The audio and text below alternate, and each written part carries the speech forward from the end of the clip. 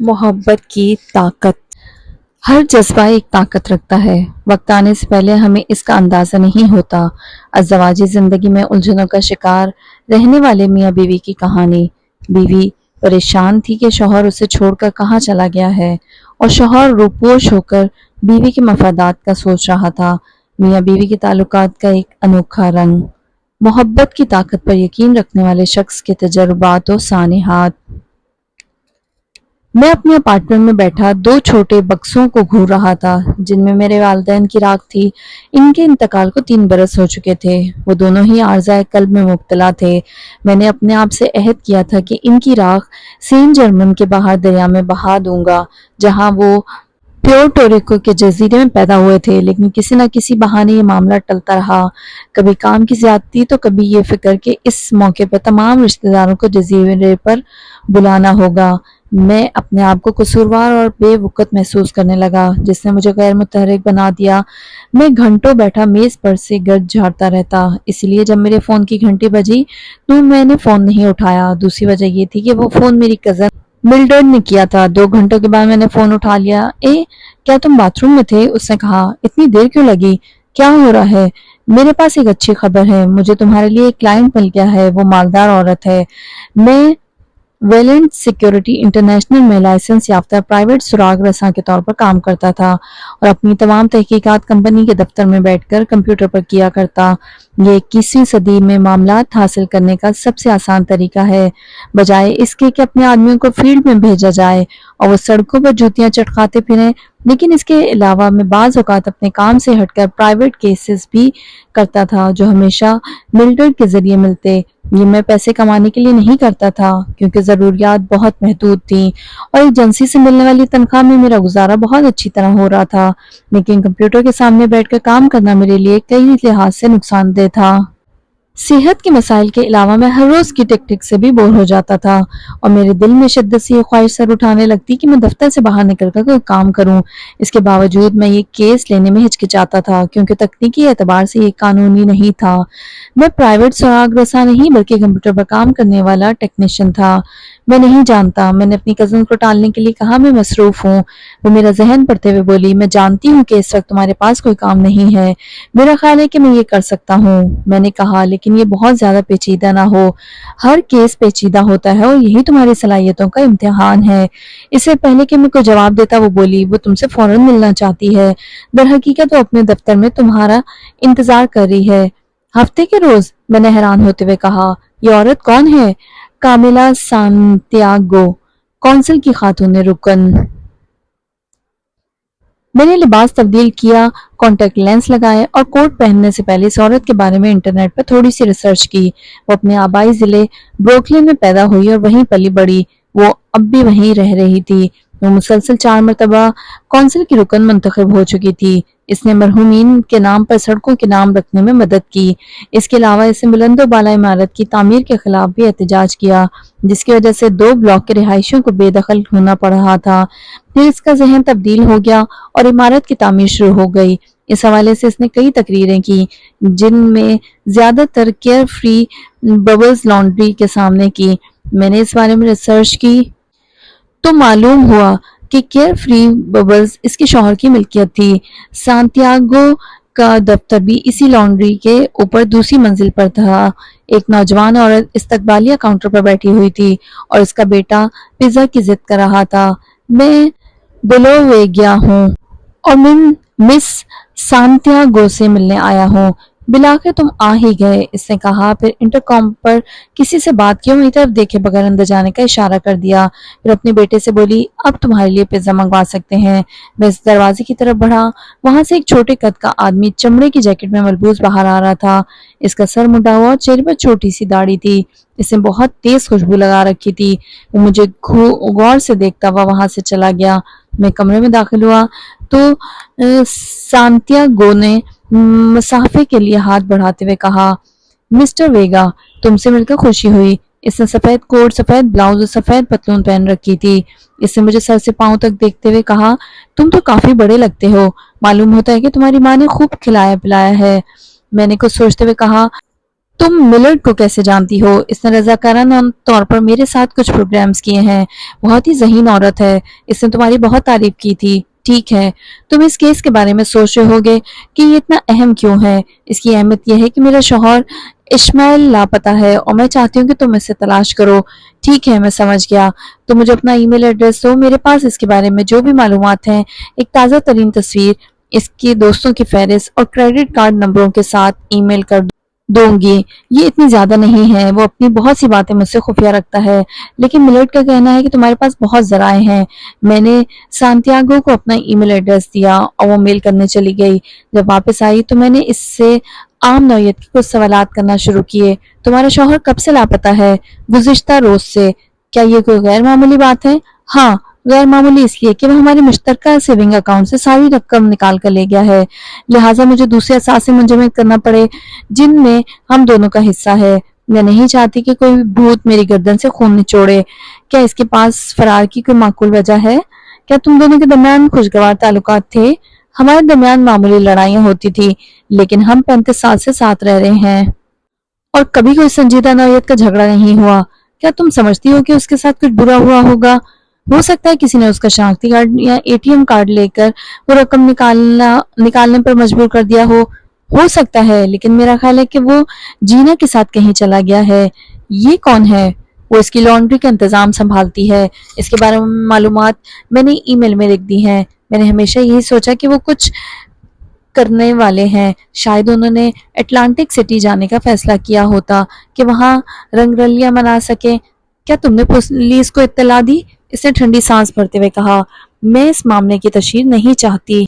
तुम्हारी खिदमत इसीलिए हासिल कर रही हूँ कि नंबर 1 मिलर्ड ने तुम्हारा नाम तजवीज़ किया, नंबर 2 कि ये तुम बहुत मशहूर और कामयाब सुराग रसा नहीं हो, इसलिए मैं बासानी तुम्हें मुआवजा दे सकती हूँ, और नंबर 3 ये कि तुम प्राइवेट सुराग रसा हो, इसलिए मोहतात रहकर काम करोगे। मैं नगद मुआवजा लेता हूँ। सांतियागो ने मेज की दराज में से एक लिफाफा निकाला। इसमें $1000 हैं। तुम इससे ज्यादा जुम्मे तक तलाश कर लो, क्योंकि पहली बात तो यह है कि इसकी उम्र 70 साल से ज्यादा है और इसकी सेहत भी ठीक नहीं रहती। खुदा न करे कि इस आवारा गर्दी के दौरान इसे कुछ हो जाए। दूसरी बात यह है कि वो बहुत जिद्दी है और मैं नहीं चाहती कि वो हमेशा के लिए मुझसे दूर चला जाए। और तीसरे ये कि वसत मुद्दती इंतखाबात में सिर्फ 1 महीना रह गया है और इसका यहाँ मौजूद होना जरूरी है, वरना लोग इसके बारे में सवालात करेंगे।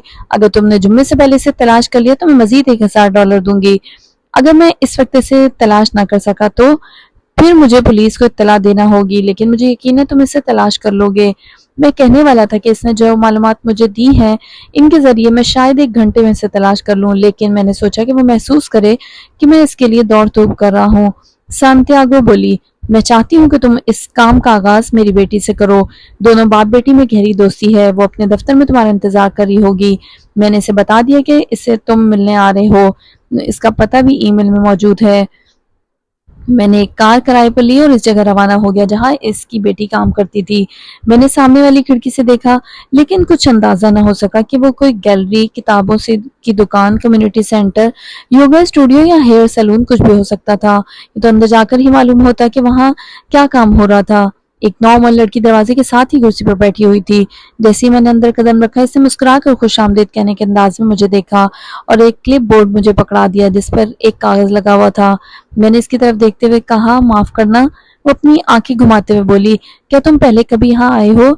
नहीं, ये एक रिसोर्स सेंटर है और हम गुज़िश्ता 10 साल से लोगों को पढ़ाने की कोशिश कर रहे हैं, लेकिन हमें माली मुश्किलात पेश आ रही हैं।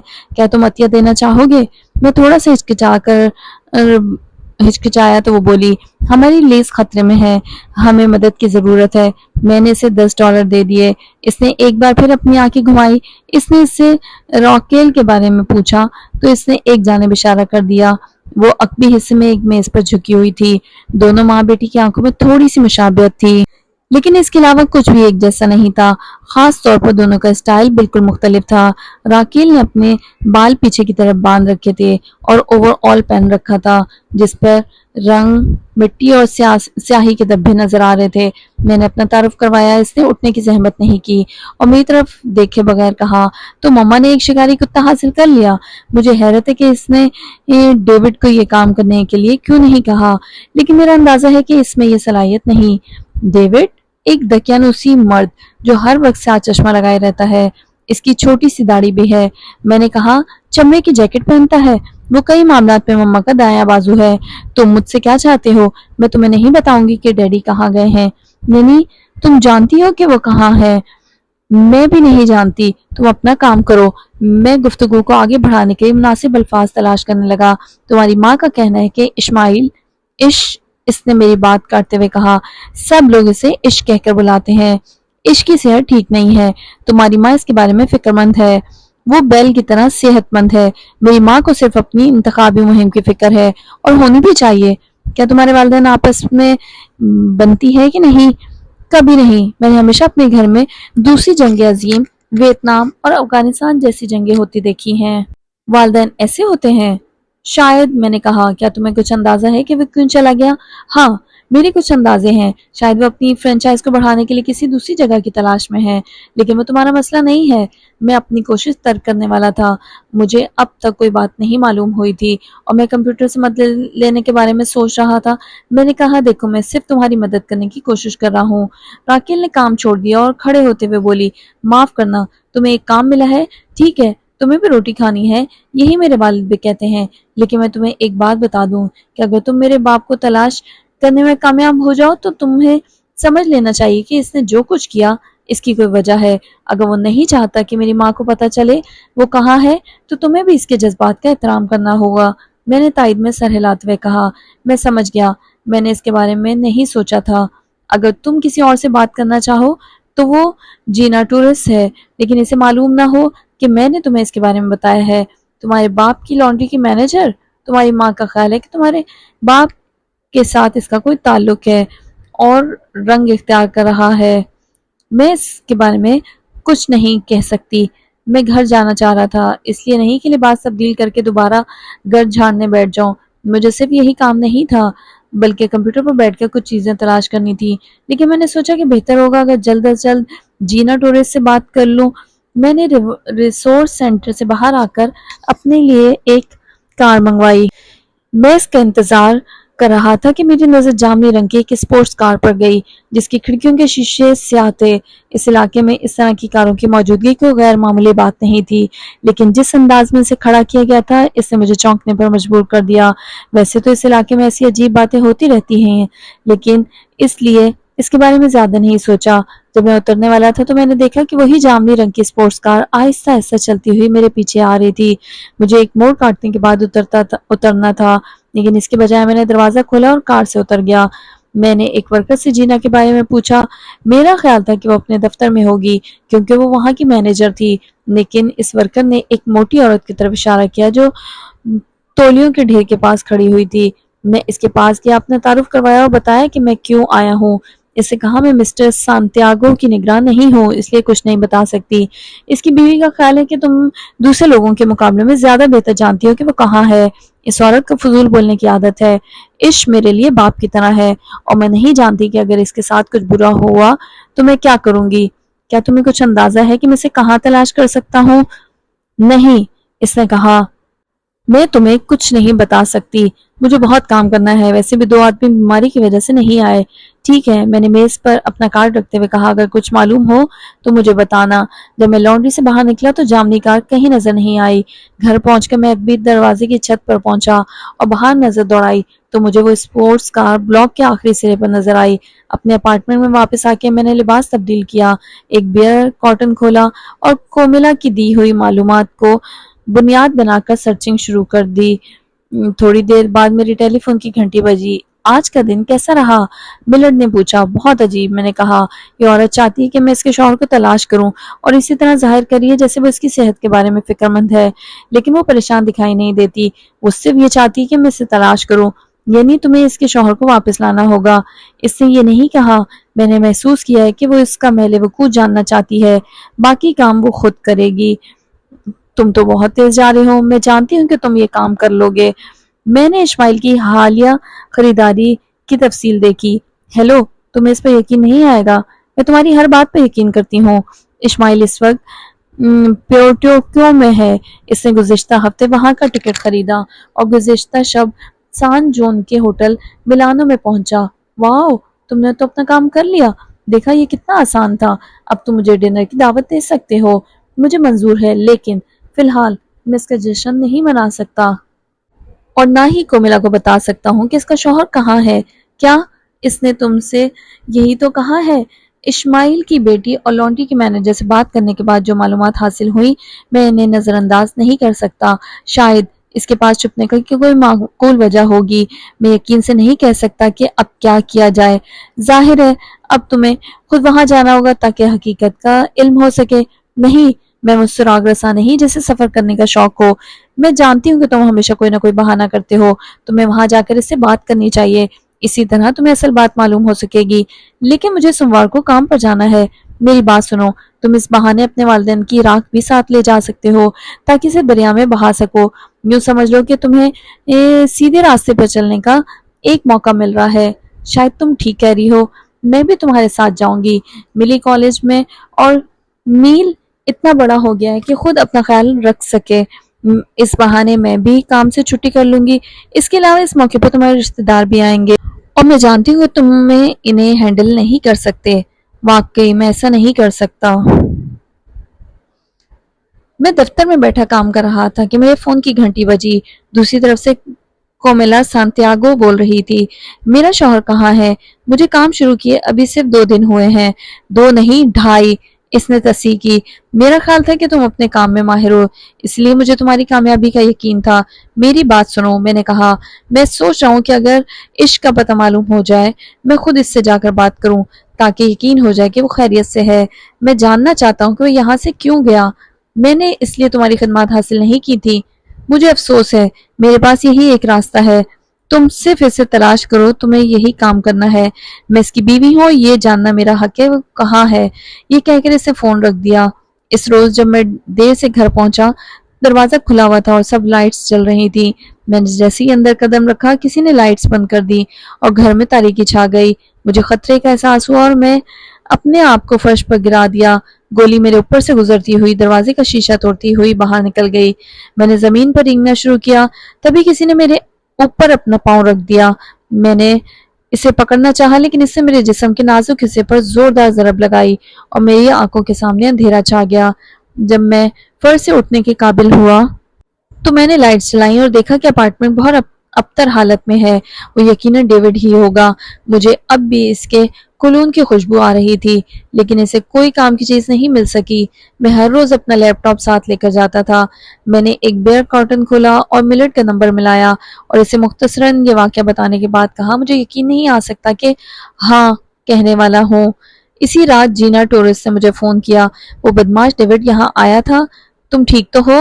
اوہ ہاں، اس نے مجھے ایک لانڈری کارٹ میں دھکیل دیا تھا، اس لیے میں فوراً نہ اٹھ سکی، ورنہ اس پر ضرور حملہ کرتی۔ لیکن اس نے میرا فون چیک کر لیا۔ وہ جانتا ہے کہ عش پیورٹو ریکو گیا ہے۔ میں کل صبح کی پرواز سے وہاں جا رہا ہوں اور اس سے پہلے وہاں پہنچنے کی کوشش کروں گا۔ اوہ، یہ تو بہت اچھی بات ہے، لیکن سنو، عش وہاں نہیں ہے جہاں یہ لوگ سمجھ رہے ہیں۔ میں نے پوچھا، پھر وہ کہاں ہو سکتا ہے؟ سان جون کے ہوٹل ملانو میں۔ لیکن سنو، ڈیوڈ نے صرف وہ ای میل دیکھی جو عش نے مجھے بھیجی تھی۔ اس نے مجھے فون پر بتایا کہ وہ ہوٹل ملانو جائے گا لیکن وہاں ٹھہرے گا نہیں۔ پھر وہ کہاں ہے؟ جینا نے مجھے ایک چھوٹے قصبے کا پتہ دیا ہے جس کے بارے میں کبھی نہیں سنا تھا۔ تمہیں یہ اطمینان کرنا ہے کہ وہ خیریت سے ہے۔ وہ بولی، اس کی بیوی کی مت سنو، اس میں کوئی جھوٹ نہیں ہے۔ سچ تو یہ ہے کہ وہ بہت اچھا آدمی ہے۔ اس نے میری بہت مدد کی اور میری زندگی بدل دی۔ تم ڈیوڈ سے پہلے اس تک پہنچنے کی کوشش کرو۔ میں عمارت کے عقبی گلی سے باہر نکلا لیکن ایئرپورٹ جاتے ہوئے مجھے کوئی نارنجی رنگ کی سپورٹس کار نظر نہیں آئی۔ ملٹ بھی میرے ساتھ تھی۔ جہاز میں اپنی نشست پر بیٹھتے ہوئے میں نے اپنے والدین کی راکھ کے باکس اپنے زانوں پر رکھ لیے۔ ایئر ہوسٹس نے مجھے کہا کہ میں انہیں اپنے سامنے والی سیٹ کے نیچے رکھ دوں۔ میں نے اس کے کہنے پر عمل کیا، لیکن جب وہ دور چلی گئی تو میں نے دوبارہ انہیں اپنی کوٹ کے نیچے زانوں پر رکھ لیا۔ ہم سان جون کے ہوائی اڈے پر اترے۔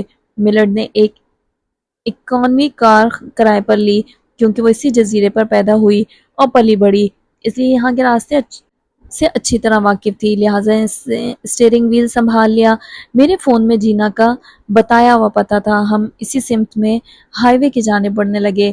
میں نے بیک ویو مرر چیک کرنے کا فیصلہ کیا اور جو کچھ مجھے نظر آیا اس کی روشنی میں مجھے راستہ تبدیل کرنے کی سوجی۔ کیا تم یہاں سے بائیں جانب مڑ سکتی ہو؟ کیا ہوا؟ میں کچھ چیک کرنا چاہ رہا ہوں۔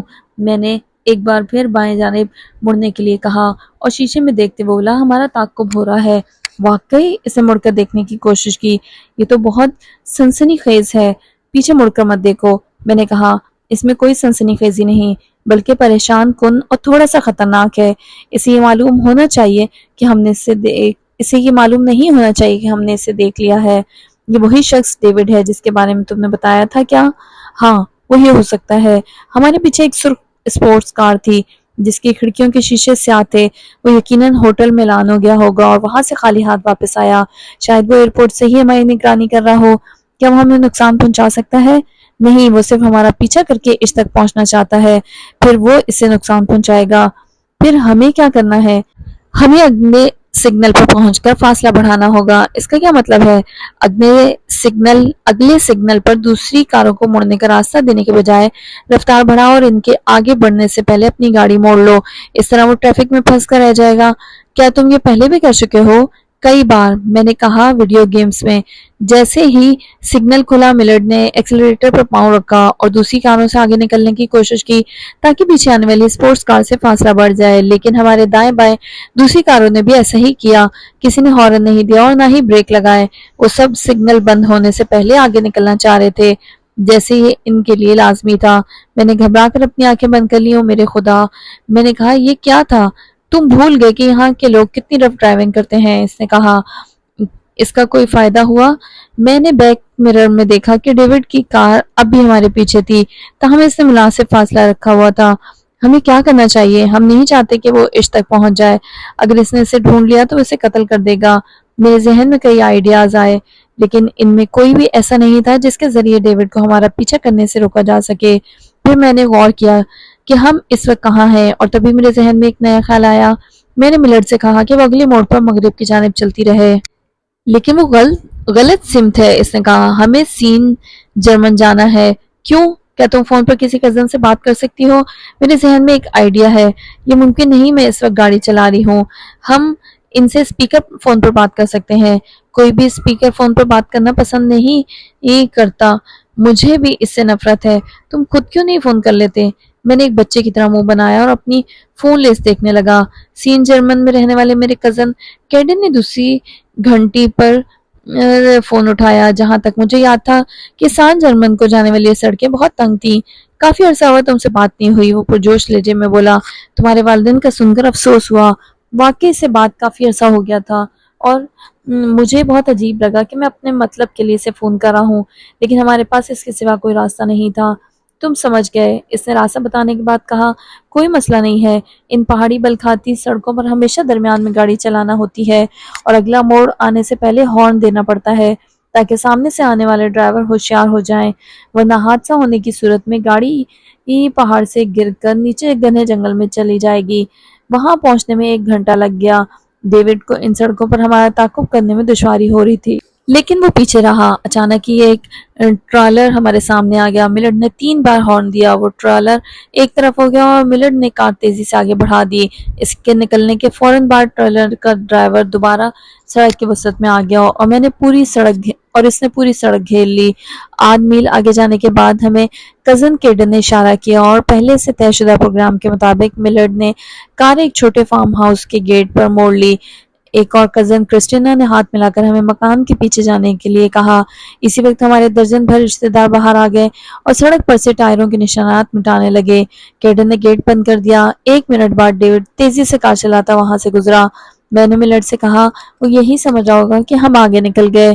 دیکھا تم نے، خاندان کا یہ فائدہ ہوتا ہے۔ ہاں، میں نے کہا۔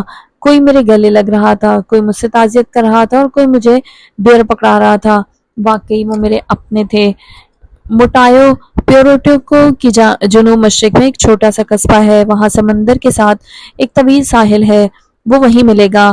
ملرڈ نے کہا۔ ہم اپنے رشتہ داروں کے ساتھ لنچ کرنے کے لیے رکے ہوئے تھے۔ اس کے بعد سب اپنی منزل کی جانب روانہ ہو گئے۔ جب ہم ہائی وے پر آئے تو ڈیوڈ کی کار کہیں نظر نہیں آئی۔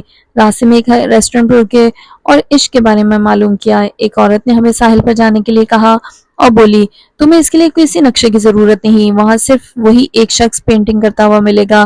ہم وہاں پہنچے تو سورج کی روشنی پانی کی سطح کو منور کر رہی تھی۔ واقعی ساحل پر صرف سانتیاگو ایزل سمیت موجود تھا۔